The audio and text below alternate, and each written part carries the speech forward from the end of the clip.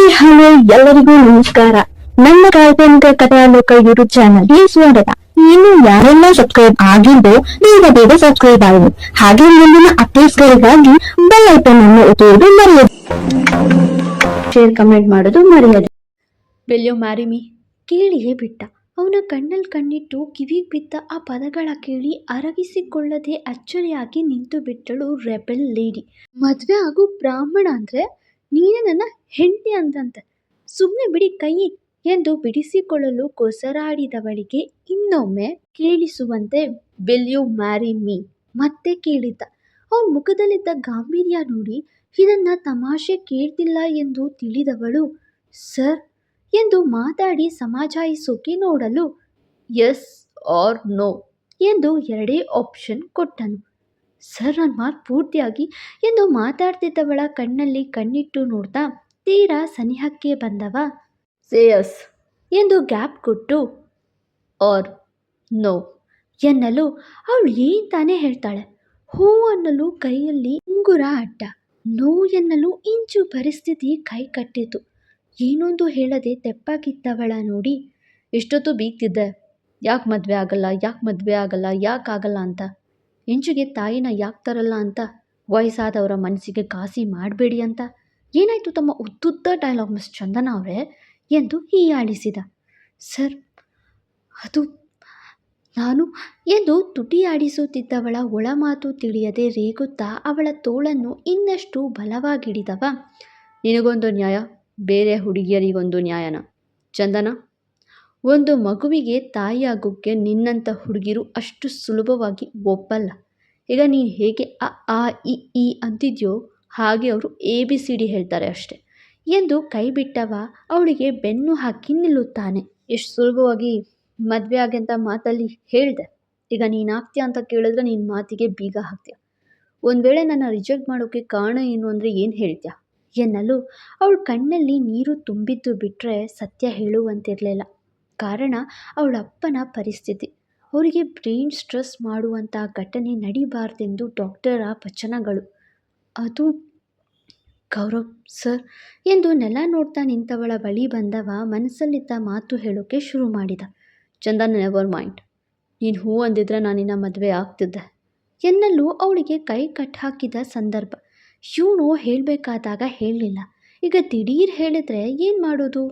ನಾನು ನಿನಗೆ ಕಿಸ್ ಮಾಡೋಕ್ಕೆ ಕಾರಣನೂ ಇದೆ ಎನ್ನುತ್ತಾ ಅವಳ ಕೈ ಹಿಡಿದು ತನ್ನೆಡೆಗೆ ಎಳೆದವ ಕಣ್ಣಲ್ಲಿ ಕಣ್ಣಿಟ್ಟು because I love you Chandana ಹೇಳಿಯೇ ಬಿಟ್ಟ.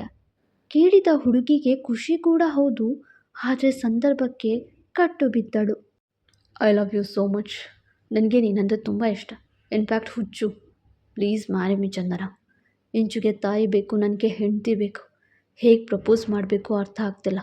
ಸಾರಿ for the wrong time, will you marry me please ಎಂದು ಕೇಳಲು ಕಾಸಗಳ ಕಣ್ಣು ಬಿಟ್ಟವಳು ಅಚ್ಚರಿಯಾಗಿ ನೋಡ್ತಾ ನಿಂತಳು ಹೊರತು ಬಾಯಿ ತೆರೆಯಲಿಲ್ಲ. ಐ ಪ್ರಾಮಿಸ್ ಯು, ನಿನಗೇನು ಇಷ್ಟ ಕಷ್ಟ ಅರ್ಥ ಮಾಡಿಕೊಂಡು ಸಂಸಾರ ಮಾಡ್ತೇನೆ, ಪ್ರಾಮಿಸ್. ನಿನಗೆ ಒಂಚೂರು ನೋವಾಗ್ದಂತೆ ನೋಡ್ಕೊಳ್ತೇನೆ ಎನ್ನುತ್ತಾ ಮಾತಾಡ್ತಿದ್ದವನ ಧ್ವನಿಯಲ್ಲಿ ಶಾಂತತೆ ನಂಬಿಕೆ ಕಂಡಿತು. ನೀನು ಸಿಗೋ ಮುಂಚೆ ಒಂದು ದಿನ ಒಂದು ಕ್ಷಣವೂ ಲೈಫ್ ಪಾರ್ಟ್ನರ್ ಬೇಕು ಅನಿಸಲ್ಲ, ಆದರೆ ಈಗ ಒಂಟಿ ಜೀವನ ಸಹಿಸೋಕೆ ಆಗ್ತಿಲ್ಲ. ನೀನು ಹೇಗಿದ್ಯೋ ಹಾಗೆ ನಾನು ಪ್ರೀತಿ ಮಾಡ್ತೀನಿ. ನಿನ್ನ ಲೇಡಿ ರೆಬಲ್ ಸ್ಟೈಲ್ ನೋಡಿನ ಪ್ರೀತಿ ಮಾಡಿದ್ದೀನಿ. ನೀನು ಸಿಟ್ಟು ಮಾತು ಜೋರು ರೋಪು ಎಲ್ಲ ನನಗಿಷ್ಟ. ನೀನಂದರೆ ಹುಚ್ಚು M3 ಎಂದು ಮನಸ್ಸಲ್ಲಿದ್ದ ಎಲ್ಲ ಭಾವನೆಗಳನ್ನು ಹೊರಹಾಕಿದ್ದನು NRI. ಸಮಯ ಸಂದರ್ಭ ಕೂಡಿ ಬರ್ತಿಲ್ಲ ಅಲ್ವಾ? ಸಾರಿ, ಇದೆಲ್ಲ ನೀನು ಎಕ್ಸ್ಪೆಕ್ಟ್ ಮಾಡಿರೋಲ್ಲ. Finally I love you M3, I love you so much, please marry me. ಏನೇನು ಬೀಚಿನ ಮದುವೆ ಆಗ್ತೀಯಾ ಕೇಳಿ ಒಂದೆಜ್ಜೆ ಹಿಂದೆ ನಿಂತು ಕೈ ಚಾಚಿದ್ದ. ನಾನು ಏನಂತ ಉತ್ತರ ಕೊಡಲಿ ನಿಮಗೆ? ನೀವಂದರೆ ಇಷ್ಟ ಅಂತನಾ ಅಥವಾ ಇಲ್ಲ ಅಂತನಾ?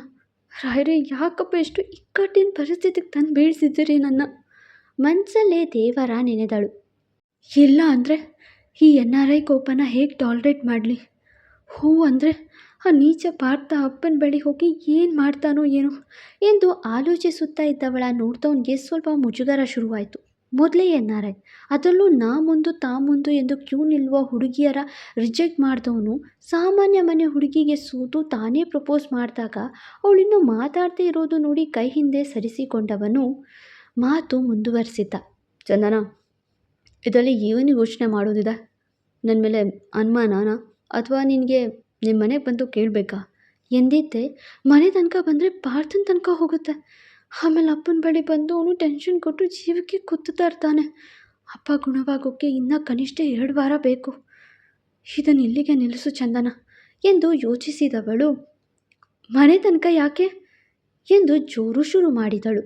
ಅಂದರೆ ನೀವು ಅಪ್ಪ ಅಮ್ಮ ತೋರಿಸೋ ಹುಡುಗನನ್ನು ಮದುವೆ ಆಗ್ಬೋದೇನೋ ಸೊ ಎಂದವನ ಮನಸ್ಸು ನೋಯಿಸುವ ಇಚ್ಛೆ ಅವಳಿಗೂ ಇಲ್ಲ.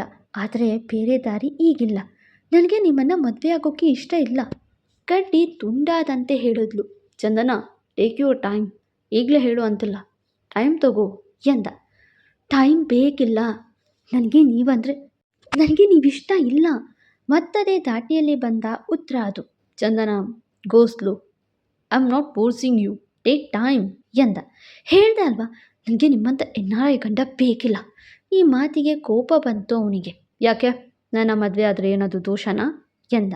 ಇಲ್ಲ, ನಿಮ್ಮಂಥ ರೂಟ್ ಕೋಪಿಷ್ಟ ಮಾತಿಗೆ ಕೈ ಮಾಡೋರು, ಅವ್ರದ್ದೇ ದಾಟಿಯಲ್ಲಿ ನಡಿ ಅನ್ನೋರು ಬೇಕಿಲ್ಲ ನನಗೆ ಎಂದು ಹೋಗುವವಳ ಕೈ ಹಿಡಿದು ಮತ್ತೆ ನಿಲ್ಲಿಸಿದವ. ಅವತ್ತು ಕೈ ಮಾಡಿತು ನಿನ್ನ ಮೇಲಿದ್ದ ಕಾಳಜಿಯಿಂದ. Sorry for that. ಅದು ಬಿಡು, ಲೈಫ್ ಮುಂದೆ ಚೆನ್ನಾಗಿರತ್ತೆ ಪಕ್ಕ ಎಂದು ಕೂಲಾಗಿ ಹೇಳಿದಾಗ, ನಿಮಗೆ ಹೇಗೆ ಹೇಳಲಿ ಗೌರವ್ ಸರ್, ಆ ಪಾರ್ಥ ಕಟ್ಟುಕ ಏನು ಬೇಕಾದರೂ ಮಾಡ್ತಾನೆ. ಈಗಲೇ ನನಗೆ ತಲೆ ಬಿಸಿ ಆಗಿದೆ. ನನ್ನಿಂದ ಮತ್ತೆ ನಿಮ್ಮ ಮಗುವಿಗೆ, ಅಜ್ಜ ಅಜ್ಜಿಗೆ, ಅದಕ್ಕಿಂತ ಹೆಚ್ಚಾಗಿ ನಿಮಗೇನಾದರೂ ಆದರೆ ಅದಕ್ಕೆ ನಾನೇ ಕಾರಣ ಆದರೆ ಬೇಡ ಸರ್. ಈ ಸಮಯದಲ್ಲಿ ನಾನು ಇದನ್ನು ಇಲ್ಲಿಗೆ ನಿಲ್ಲಿಸಬೇಕು ಎಂದು ಮನಸ್ಸಲ್ಲೇ ಮಾತಾಡಿ ಗಟ್ಟಿ ಮನಸ್ಸು ಮಾಡಿದವಳು. ಸರಿ, ನಾವು ನಿಮ್ಮನ್ನು ಮದುವೆ ಆಗ್ತೀವಿ. ನನಗೆ ನಿಮ್ಮ ಜೊತೆ ಹೆಂಡತಿ ರೋಲ್ ಪ್ಲೇ ಮಾಡೋಕ್ಕೇನೂ ಬೇಜಾರಿಲ್ಲ. ಆದರೆ ವಯಸ್ಸಲ್ಲದ ವಯಸ್ಸಲ್ಲಿ ತಾಯಿ ರೋಲ್ ಪ್ಲೇ ಮಾಡೋಕ್ಕೆ ಇಷ್ಟ ಇಲ್ಲ. ಬೇಕೆಂದೇ ಉರಿದೆಬ್ಬಿಸಲು ನುಡಿದಳು. ವಾಟ್? ಅರ್ಥ ಆಗಿಲ್ಲ. ಸಿಟ್ಟಾದ. ಅವನ ಸಿಟ್ಟಿನ ಸ್ಥಿತಿ ಮತ್ತಷ್ಟು ಏರಿಸಲು ಬೇಕೆಂದೇ ಅವನ ತಾಳ್ಮೆ ಕೆಡಿಸಲು, ನನಗೆ ಯಾರ್ದೋ ಮಗುವಿಗೆ ತಾಯಿ ಆಗೋಕ್ಕೆ ಇಷ್ಟ ಇಲ್ಲ ಅಂದೆ. ಅವನ ಕೋಪ ತಾರಕಕ್ಕೇರಿದು ನಿಜ ಆ ಮಾತು ಕೇಳಿ. ಹೀಗೆ ಹೇಳ್ತೀನಿ ಕೇಳಿ, ಮಕ್ಕಳಿಗೆ ಅಪ್ಪ ಅಮ್ಮ ಇಲ್ಲ ಅಂದರೆ ಅದು ಅವ್ರ ಹಣೆ ಬರಹ. ಹಣೆ ಬರಹಕ್ಕೆ ಹೊಣೆ ಯಾರು? ಅವಳೇ ತಾನೇ. ನಾವೇನು ಮಾಡೋಕ್ಕಾಗಲ್ಲ. ಅಪ್ಪ ಅಮ್ಮ ಇಬ್ಬರನ್ನು ನುಂಗಾಕೊಂಡು ಶಾಪದ ಮಗು ಅದು ಅಂತ ಎಂದು ಬೇಕೆಂದೇ ಉದ್ದುದ್ದ ಮಾತಾಡ್ತಿದ್ದವಳಿಗೆ ಸ್ಟಾಪ್ ಚಂದನ ಎನ್ನುತ್ತಾ ಕೈ ಎತ್ತಿ ಇನ್ನೇನು ಬಾರಿಸಬೇಕು. ಅವಳು ಹೆದರಿ ಮುದುರಿದ್ಲು. ಆದರೆ ಕೈ ಹಿಂದೆ ಮಾಡಿದ್ದ. ಅಜ್ಜಿಯ ಕಾಲ್ ಬಂದ ಕಾರಣ ಹೇಳಿ ಗ್ರಾನಿ ಎನ್ನಲು, ಶಿಂಚುಗೆ ಪ್ರಜ್ಞೆ ಬಂತು, ಬಾ ಬೇಗ ಬಾ, ನಿನ್ನೆ ಕೇಳ್ತಿದ್ದಾಳೆ ಎಂದ. ಅಜ್ಜಿ ಮಾತಿಗೆ ಓಕೆ ಎಂದು ಹೊರಟವನ ನೋಡಿ, ಹಬ್ಬ ಬಿತ್ತು ಅಂದ್ಕೊಂಡೆ, ಸದ್ಯ ಬಚಾವಾದೆ, ಸಾರಿ ಸರ್ ಎಂದು ನಿಟ್ಟುಸಿರು ಬಿಡುತ್ತಾ ಹಿಂಬಾಲಿಸಿದವಳಿಗೆ ಮತ್ತೆ ಹಿಂತಿರುಗಿದವ.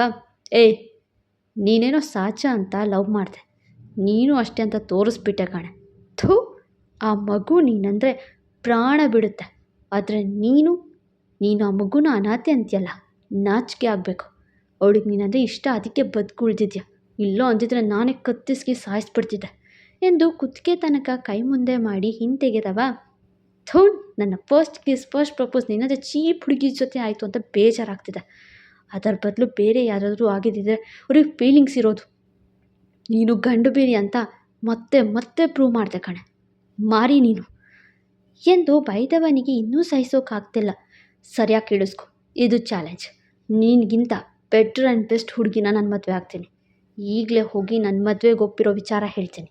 ನಾನು ಮದುವೆ ಆದ ಮೇಲೆ ನೀನನ್ನು ಮಿಸ್ ಮಾಡ್ಕೋಬೇಕು. ಹಾಗೆ ಮಾಡಿಲ್ಲ ನಾನು NRI ಗೌರವ್ ಭಟ್ ಅಲ್ವೇ ಅಲ್ಲ ಎಂದು ಚಿಟಿಕೆ ಹೊಡೆದು ಮಾತಾಡಿದ್ದ.